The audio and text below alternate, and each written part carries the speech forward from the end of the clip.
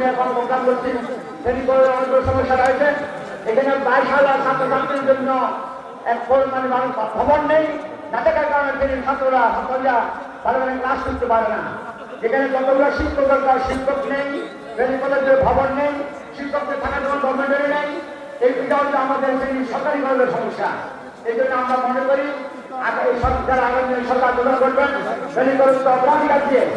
ফেনীবাসী আমাদের মাঝে এসে উপস্থিত হয়েছেন ইসলামী ছাত্র শিবিরের কেন্দ্রীয় আন্তর্জাতিক সম্পাদক জনাব মুকাফিরুল্লাহ শাহিদী। ভবিষ্যৎ হোক নিরাপদ, বিনিয়োগ হোক বিশ্বস্ত, আর আমার পছন্দ সল্ট বে। ওয়েলকাম টু সল্ট বে। আমরা আমাদের তিনজনের এখানে ভূমিকা রাখবেন।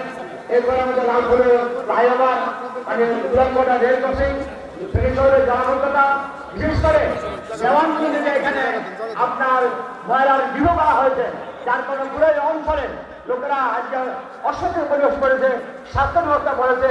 দ্রুতই এই ময়লাগুলোকে ব্যবস্থা করে এখানে গাছ প্লান্ট তৈরি করে ময়লাগুলো এখানে সরিয়ে দেওয়ার জন্য আমরা আবেদন রাখবো। ফেনী পৌরসভাকে একটা উন্নত আধুনিক পরিষেবা করার জন্য আমরা আবেদন